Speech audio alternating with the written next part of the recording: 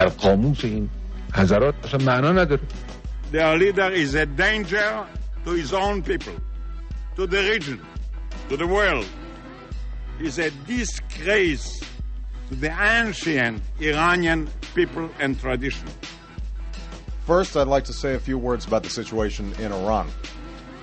The United States and the international community have been appalled and outraged by the threats, the beatings, and imprisonments of the last few days. بدان گنده تر از تو، بزرگتر از تو، اون گردن کلوفتر از تو هم نتونستن از این غلطا بکنن. تو که جای خود داری، من نصیحت میکنم به آقای اوباما مراقب باشد. اگر بخواهد پا در مسیر آقای بوش بگذارد، پاسخ ملت ها همان پاسخ دندان شکنی است که به بوش دادند. Thank you. And عید شما مبارک. عنایت کنید، آقا بیانیه نوروزی داده است. خیلی ممنون. چخساقل بیانیه بنویسن. As for Iran, it turned into an eternal center of domestic and international crisis. A divided nation with a lost generation who hasn't been able to answer the very question, why did they let this happen to them?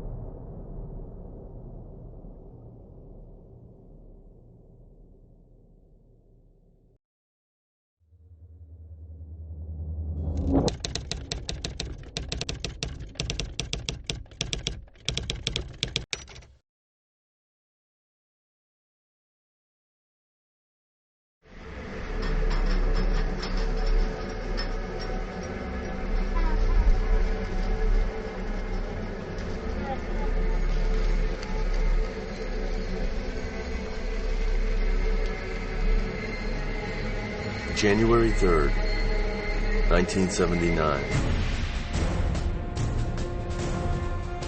One of the most talked about, controversial, and to-the-point scandalous chapters of outside interference, and in particular, United States' role regarding Iran's revolution, is General Robert Heuser's trip to Tehran, and his infamous contact with heads of the Iranian military without asking permission or even notifying the Shah of his mission.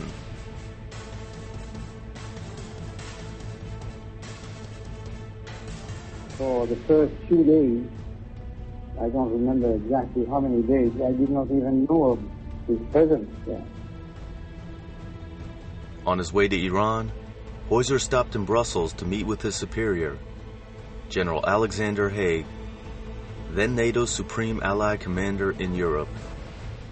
However, before meeting with Heuser, Haig contacts Deputy Secretary of Defense Charles Duncan and angrily protests, saying that this is just bad policy. He adds that this is not a mission suited for a military man, and they are sending the wrong man for the wrong purpose. But a direct order from Jimmy Carter overrules his concern.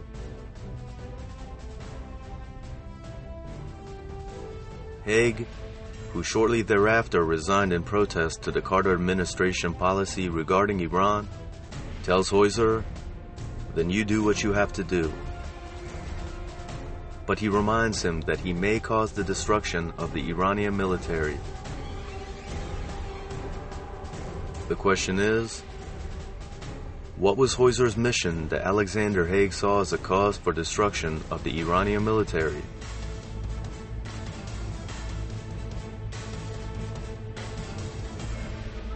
Queen Farah Pahlavi hears that Haig told Heuser in Belgium, "I hope you're going to Iran to support the Shah."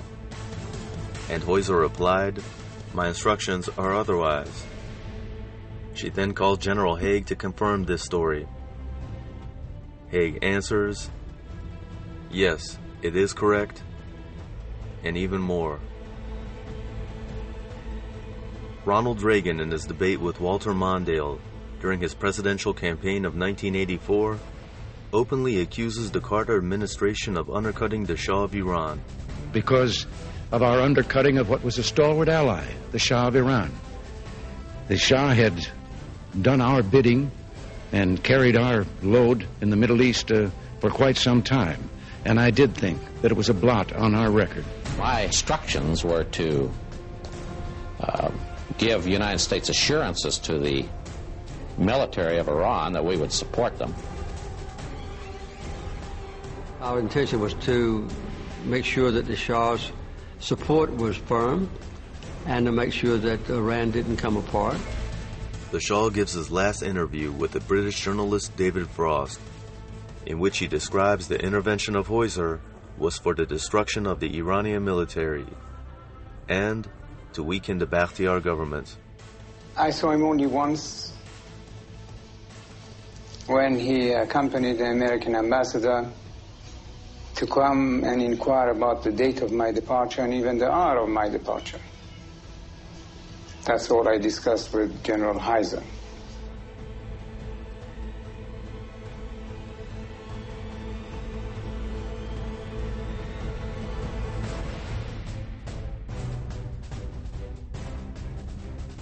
During Heuser's unwanted visit, Ardeshir Zahedi, the last ambassador for the Shah to the United States, a close associate and trusted member of the Shah's inner circle,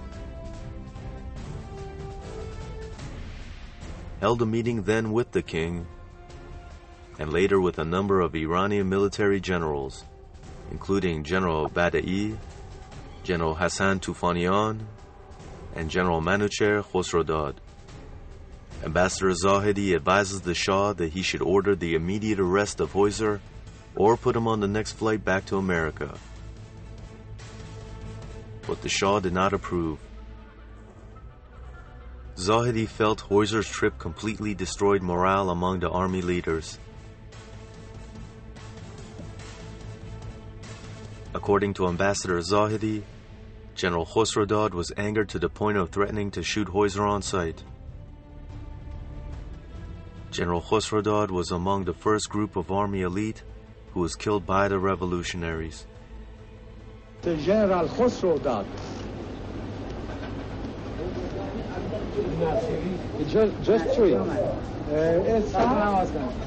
Nasiri, General Nasiri. Giscard d'Estaing, then the French president, in his book Le Pouvoir et la Vie, recalls how Carter shocked them at the Guadeloupe summit by saying the U.S. had decided to withdraw support for the Shah of Iran.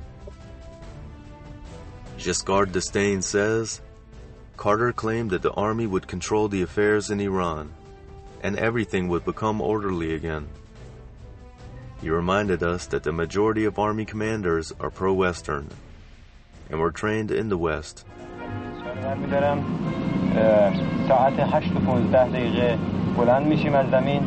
Iranian Air Force pilots are among the finest in the Middle East, and each received his wings in the United States.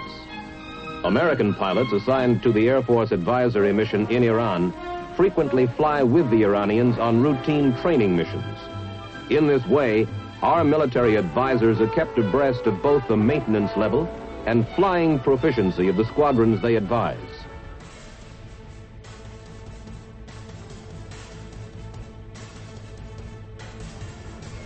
D'Estaing calls Carter a bastard of conscience, a moralist who treats with total lightness the fact of abandoning a man that we had supported together.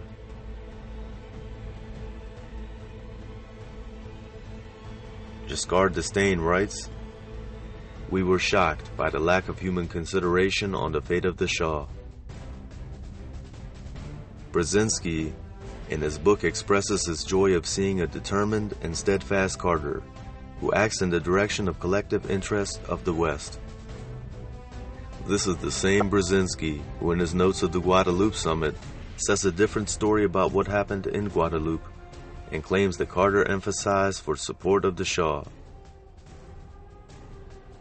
At the same time, William Sullivan, the last U.S. ambassador to Iran, has concluded by himself that the Shah is finished and starts his illegal contacts with opposition leaders to help them reach their goal. He has prepared a list of over 100 high-ranking army officers who for sure have to leave Iran together with the Shah, and asked the opposition leaders about their replacements. This meant asking the rebel opposition to determine the destiny of Iran's army. Are the military coming too? Not all of them. Most of them, they will come today. What? For the demonstration? Maybe about the half of them. For Ayatollah? Yeah. For Ayatollah Khomeini and Nakhusazi Bakhtiyar. Not Bakhtiyar, sorry. Bazargan for him. So you support him? I'm going to also. In this regard, the American media takes the same path which the European media has started before. The Washington Post, in the early days of November 1978, states that the countdown for the Shah's fall has started. It says, from a realistic point of view, it was just a matter of time for what the Shah had built to fall.